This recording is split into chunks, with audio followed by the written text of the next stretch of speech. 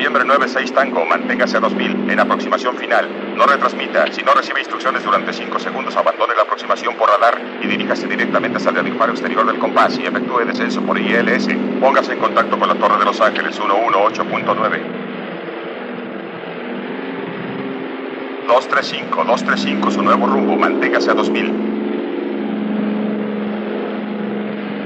A 10 kilómetros de la pista, vire a la derecha rumbo 245, su nuevo rumbo.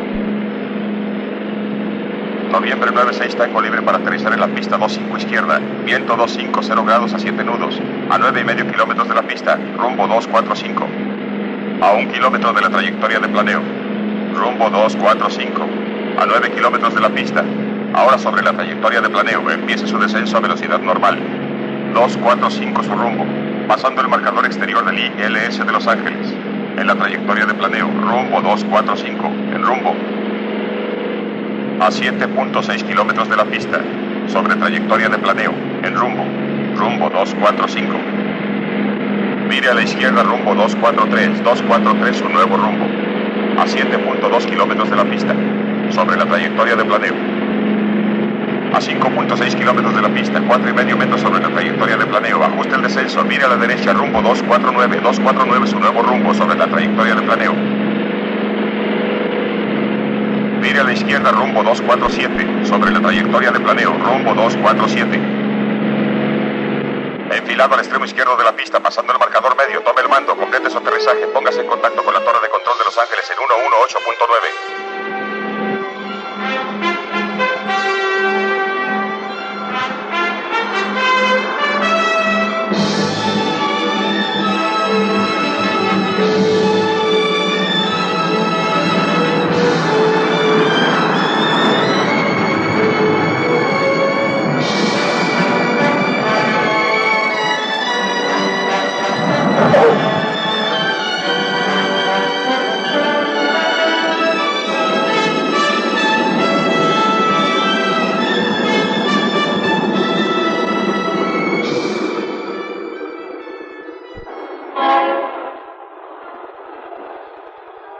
Un aeropuerto es bullicioso, pero fascinante. Los viajeros se apresuran para salir a lugares distantes. La actividad y estrépito de los aviones que parten o arriban. Pero tras bastidores se teje una trama que pocos imaginan y que encierra su propia y especial fascinación.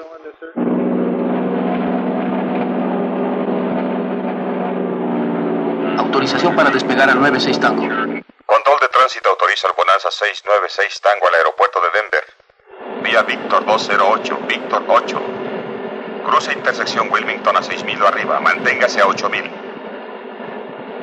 Hélices. Para despegue. Magnetos. Verificados. Comprobar controles. Libres. Altímetro, reloj, giros. Correctos. Puertas y ventanas cerradas y aseguradas. Comprobadas. Interruptores de circuito del tren de aterrizaje. Verificados. Bombas de combustible. Puestas. Bueno, listos para el despegue. Torre de Los Ángeles, 96 Tango, listo para despegar. 96 Tango, Torre de Los Ángeles, pista 25 izquierda, autorizado para despegar. Póngase en contacto con el control de salida. 124.3 después del despegue.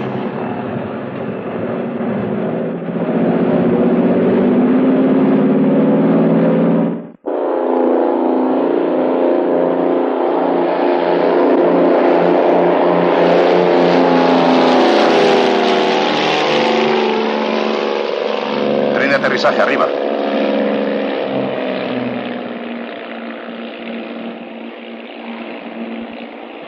Control de salida de Los Ángeles. Bimotor Bonanza 96 Tango en el aire a las 2:05. Bimotor Bonanza 96 Tango, control de salida de Los Ángeles. Póngase en contacto con el control de radar al cruzar la costa. Mantenga rumbo 250 para vector radar hasta Víctor 208. Repórtese cuando deje los 7,000. Hola, bienvenidos a bordo del 96 Tango. Me agrada comunicarles que el copiloto es mi hijo Jim. Me parece que es una buena ocasión de que expliques qué pasa aquí en la cabina, Jim. Se dan cuenta de que volamos a través de una capa densa de nubes. Solo podemos ver a unos cuantos metros. Así que usamos nuestros instrumentos para saber en dónde estamos y qué es lo que el avión hace. Es necesario este tipo de vuelo por instrumento siempre que se pierda la referencia visual. La visión se pierde cuando hay bruma, mal tiempo o en las noches oscuras. Los instrumentos regulan nuestro curso de vuelo automáticamente, pero el piloto es responsable de programar al piloto automático, vigilar los instrumentos y estar preparado para gobernar manualmente. El personal de tierra también vigila nuestra trayectoria y nos ayuda por medio de radar. 96 Tango sobre la capa a 7000. Bimotor Bonanza 96 Tango, enterado. Su posición 10 kilómetros al oeste de la intersección Wilmington. Haga contacto centro de radar de Los Ángeles en 126.0, ya. Hay una diferencia enorme entre esta clase de vuelo y la de principios de siglo, se lo aseguro. Al principio, el aeroplano era más un juguete que un instrumento. Los pilotos acróbatas arriesgaban la vida y no se emocionaban con sus actos circenses.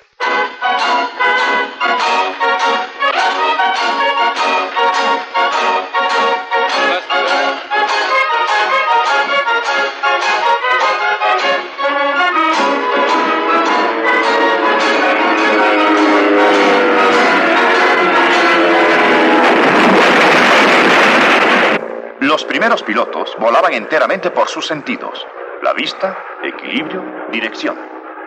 Se llamaba vuelo por el asiento del piloto y lo hacían bien. Podían hacer casi todo con sus aviones, excepto volar dentro de las nubes. Siempre que lo intentaban, algo les fallaba y generalmente alguien moría. Por supuesto, aquellos aviones primitivos no tenían los instrumentos que ahora sabemos que todo piloto requiere. Hoy en día, la ley exige que todos los aviones estén equipados con instrumentos. Pero los llamados accidentes por mal tiempo aún ocurren. ¿Por qué? Bien, investiguemos uno de estos accidentes. Un piloto particular regresaba a casa al atardecer con 3 amigos. Conforme oscurecía, se les hacía más difícil distinguir las nubes y repentinamente se encontraron volando en medio de ellas. El avión se consideró como perdido y se inició una búsqueda.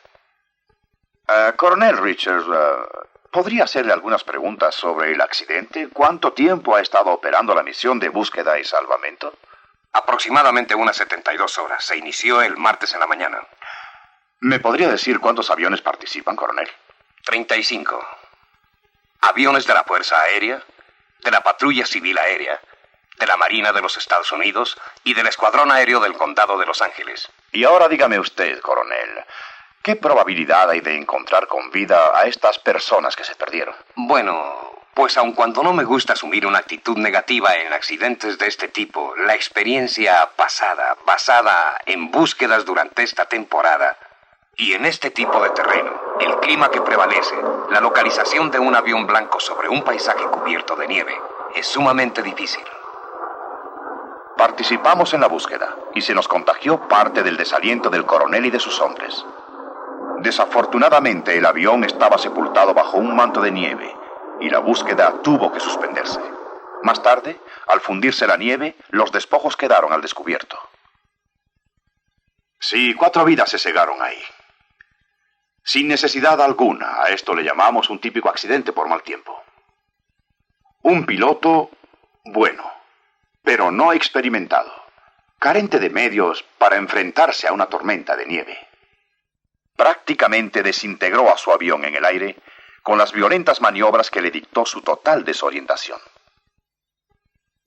Ahora, manteniendo en mente lo que han observado, quiero que escuchen una grabación de otro piloto que tampoco estaba preparado para lo que se encontró. Este vuela con un bien equipado avión bimotor, pero él tampoco sabe volar por instrumentos. Perderá el control del avión después de 30 segundos de haber entrado en las nubes. Here to 64 Alpha, are you equipped and qualified to fly instruments? I have enough instruments to fly. I had maybe 18 hours, but I have not got a reading on IFR as of yet. Cessna 64 Alpha, and what are your intentions? I would like to come on in. Roger 64 Alpha, are you requesting emergency authority to descend through the IFR conditions to land? If all possible, I am requesting emergency to land if I could get down.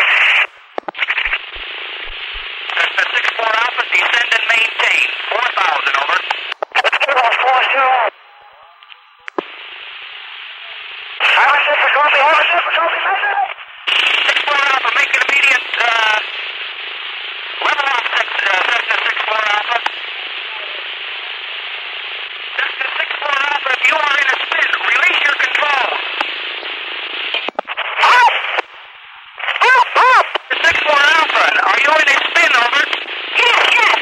Roger, 6-4 Alpha, release your controls, over. Controls released, over. Roger, straighten your rudder, please. Cessna 6-4 Alpha, lost radar contact. Se perdió el contacto en el radar. Y en ese momento se estrelló y el piloto y sus 2 pasajeros se mataron. Profundamente aquí en el Instituto Moody nos preocupan tales accidentes porque estamos convencidos que en su mayoría son totalmente innecesarios. Entonces, ¿por qué suceden? Todos los ángulos del problema se han estudiado. Los modernos aviones y su instrumental, las características del barrenado de la muerte y los factores humanos involucrados. Tenemos la plena convicción de que la parte básica del problema radica en la mala interpretación del mecanismo humano de equilibrio. Si usted es un piloto, lo que vea y oiga en los siguientes minutos podrá ser su mejor seguro sobre la vida. Jim. Todos sabemos que podemos caminar bien con los ojos cerrados y mantener el equilibrio. ¿Pero sabían que un piloto no puede volar con los ojos cerrados? Con los ojos cerrados no sabe si va volando derecho, girando, si sube o baja. Algunos estarán en completo desacuerdo con esta afirmación. Muchos piensan que para el equilibrio solo necesitamos el sentido del oído interno. Pero esa es una equivocación que reviste gran peligro. La persona que va a someterse a la demostración es un gimnasta, con un desarrollado sentido del equilibrio y de la dirección. Vamos a ponerle a Don una venda de modo que para su información depende exclusivamente del oído interno. Y nos diga en esa forma qué pasa. ¿Estás listo? Sí. Estoy girando hacia la derecha. Estoy girando hacia la derecha. Estoy girando hacia la derecha. Estoy girando hacia la derecha. Sigo girando hacia la derecha. Estoy girando más lento. Girando más lento. Sigue lento. Sigue haciéndose más lento. Voy más lento. Me he parado. Me he parado. ¿Estás seguro? Sí. Ahora estoy girando en sentido inverso hacia la izquierda. Cada vez más aprisa. ¿Estás mareado? No, estoy bien. Retírate la venda, por favor. Vaya, me he mareado. Vean esos ojos. Mientras los ojos de Don estuvieron cubiertos, sin él saberlo, perdió contacto con la realidad. En el instante en que la venda fue eliminada, hubo conflicto entre lo que sentía y lo que veía. Tan profundo fue que la mente no pudo resolverlo, y el individuo quedó incapacitado por algún tiempo. Un cuidadoso examen del mecanismo de equilibrio del oído nos dirá por qué. Este órgano de equilibrio está formado por 3 canales interconectados llenos de un fluido. Este es un modelo de uno solo de los canales. Le pusimos bolitas rojas para saber cuándo se está moviendo el líquido. Esto representa uno de los miles de vellos sensibles que existen. Aún el más leve movimiento perturba estos pelillos sensoriales. Cuando iniciamos un giro, el fluido se retrasa momentáneamente debido a su inercia. Los pelillos sensoriales se doblan y envían señales de giro al cerebro. Aquí es donde el piloto se puede encontrar en serio aprieto. Noten que el líquido está alcanzando el movimiento del canal. Y cuando la velocidad del líquido y la del canal se igualan, los pelillos sensoriales están erectos y pensamos que nos hemos detenido. Ahora detengamos el canal y el líquido sigue corriendo, doblando a los vellos sensoriales en dirección opuesta. Eso nos hace creer que estamos girando en dirección contraria aun cuando no nos movamos. Obviamente, el sentido de equilibrio debe involucrar algo más que el oído interno. Y así es. El equilibrio está compuesto de 3 sentidos. El oído interno, la visión y el propioceptivo, o sea, el sentido de movimiento y posición que nos viene del interior del cuerpo. El oído interno es únicamente una parte de un sistema compuesto. Y como hemos visto, por sí mismo no puede funcionar bien. Para poder volar, un piloto debe tener una referencia visual para contrarrestar las falsas sensaciones procedentes de sus otros sentidos. El piloto, capacitado para volar por instrumentos, puede ver, debido a que tiene instrumentos que le suministran una referencia aún más precisa que la de cualquier piloto que vuele con tiempo despejado. Es cierto que todos los pilotos tienen y a veces utilizan instrumentos de vuelo, pero algunos conciben la equivocada idea de que con eso ya pueden volar por instrumentos. No se dan cuenta de que cuando vuelan estando el aire claro, aun cuando se concentren en sus instrumentos, su referencia visual dominante proviene de fuera del avión. ¿Recuerdan al piloto de ese primer desastre? Había estado practicando el vuelo por instrumentos durante algún tiempo. Escuchen las palabras del segundo piloto.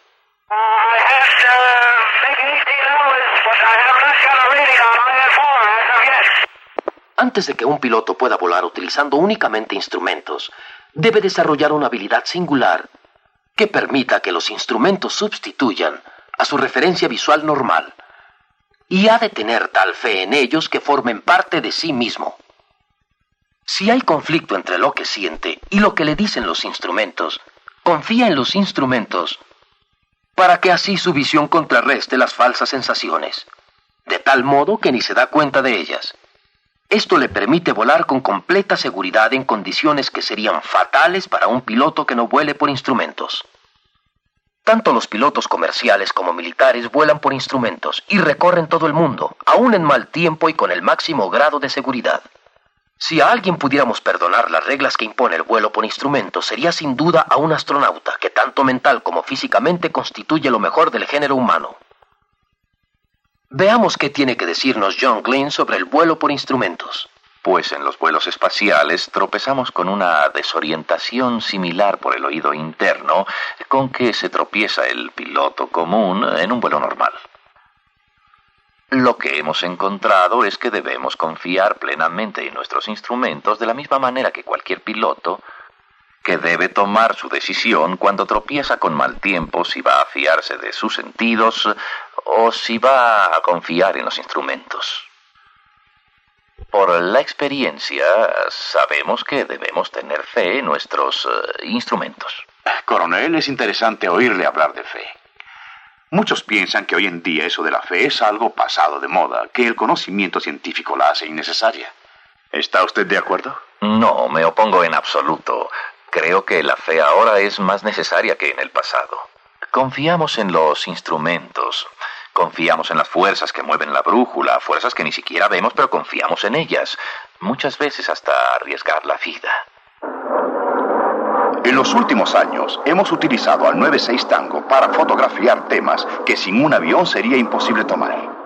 Como estas ruinas de Tikal, en el corazón de la selva guatemalteca, o estas escenas del Ártico, o aquí, en el África. Hemos volado con mal tiempo en casi todos los países del mundo.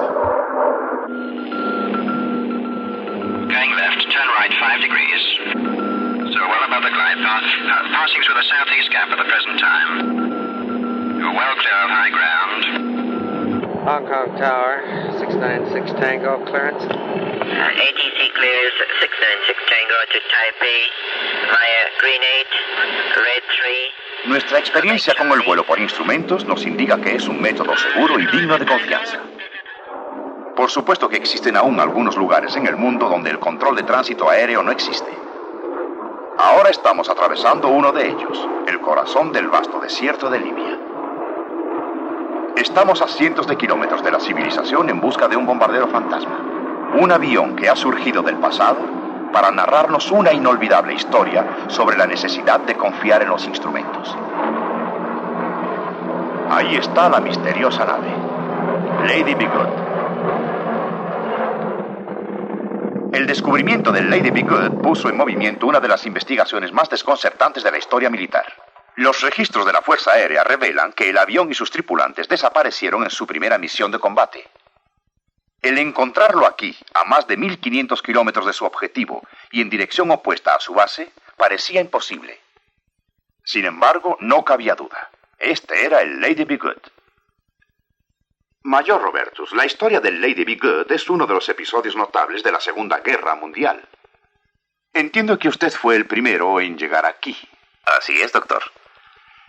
Y dígame, ¿qué vio entonces? ¿En qué condiciones estaba el avión? Pues yo diría que las condiciones del Lady Be Good eran muy diferentes de las que se observan ahora. No le faltaba un vidrio, las armas estaban cargadas y en su lugar, y por supuesto tenía todas sus hélices. Se supo que el Lady había alcanzado el objetivo cerca de Nápoles y se enfilaba hacia su base en Bengasi con poco combustible. Durante 17 años se supuso que se le había agotado el combustible en algún lugar sobre el Mediterráneo, y el encontrar un avión que tenía poco combustible a 600 kilómetros más allá de su base presentaba un gran enigma. Pero la suerte de su tripulación constituyó un enigma aún mayor. Por el aspecto del desastre, se determinó que la tripulación se había lanzado en paracaídas poco antes de que se estrellara. Parecía que habían desaparecido sin dejar huella.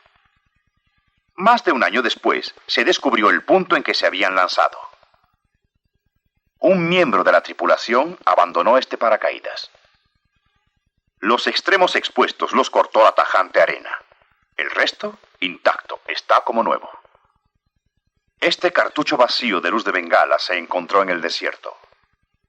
En la cercanía se encontró el cuerpo del teniente Woratka. Fue quizá el más afortunado. Su paracaídas no se abrió. ¿Y qué de los demás? Se suponía que no podían haber ido muy lejos, ya que la temperatura en el día alcanzaba de 57 a 60 grados centígrados. Los expertos afirmaron que no podían haber caminado más de 80 kilómetros. Por simple casualidad, se descubrieron 5 cuerpos aquí, a la increíble distancia de 125 kilómetros del punto de descenso. Leeré algunos fragmentos del diario que estaba junto a uno de los cuerpos. Jueves 8, llegamos a las dunas. Nuestro estado muy lastimoso. Continúa soplando la arena. Todos muy débiles. Pensé que Sam y Moore habían muerto. Lamotte perdió la vista. Todos tenemos los ojos lastimados. Y el viernes 9... Shelley, Rep y Moore se separaron para buscar ayuda. Los demás estamos extenuados. Parece imposible que 3 hombres hayan podido luchar más, pero así fue. El sargento Rep Slinger, al que en el diario se refieren como Rep, avanzó otros 40 kilómetros. El sargento Shelley llegó hasta este punto. Había caminado 183 kilómetros. El cuerpo del sargento Moore todavía no ha sido descubierto. Quizá nunca sabremos hasta dónde llegó. ¿Qué capricho del azar logró desviar a estos infelices de su base para ir a morir en el desierto? Aquella noche, cuando regresaban de Nápoles, apenas acomodada la tripulación para el largo viaje de regreso, los instrumentos empezaron a actuar de modo extraño. El indicador ADF se desvió indicando que ya habían dejado atrás su base, pero si faltaban todavía horas para llegar. La tripulación se enfrentó a una decisión difícil. Deseaba confiar en sus instrumentos, pero la lógica les indicaba que debían andar mal. ¿Estaban averiados o tal vez el enemigo enviaba un señuelo? No era posible que ya hubieran llegado, así que siguieron adelante. En el momento en el que perdieron la fe en sus instrumentos, su única esperanza era localizar la luz del faro en Bengasi. Así, el piloto descendió por debajo de las nubes y todos empezaron a buscar una luz que jamás verían. La habían dejado atrás muchos kilómetros. Bueno, había otra explicación lógica a lo que sucedió esa noche. Una que concordaba perfectamente con los instrumentos. A la altura a la que viajaban, pudieron haber encontrado un viento de cola extremadamente fuerte que los llevara a toda velocidad más allá de su base con horas de anticipación. Ahora sabemos que eso fue lo que ocurrió. Los instrumentos tenían razón. Fueron cuidadosamente verificados después que se descubrió el avión en el desierto. Trabajaban a perfección. Sobre el panel de instrumentos de cada avión y en cada mente y corazón humano deberían grabarse indeleblemente estas palabras. Hay camino que al hombre parece derecho, pero su fin es camino de muerte. ¿Recuerdan las señales del oído interno? Algunas son buenas, otras equivocadas. Pero sin una norma exacta de referencia externa, podemos estar completamente equivocados sin siquiera sospecharlo. Lo mismo se puede aplicar a la razón y a la lógica.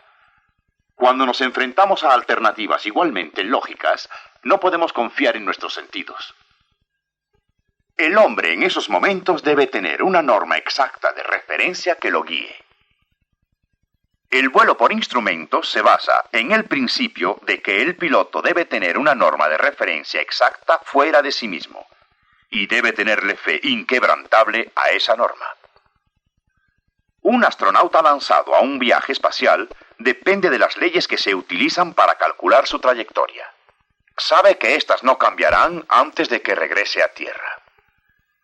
Esta inconmovible fe en que el universo se gobierna por leyes inmutables es la base de la ciencia moderna.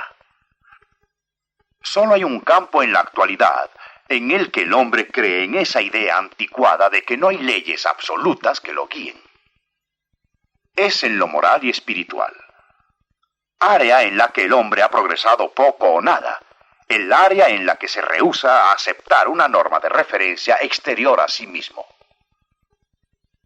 La piedra angular de la vasta red de control global de tránsito aéreo es la fe del piloto.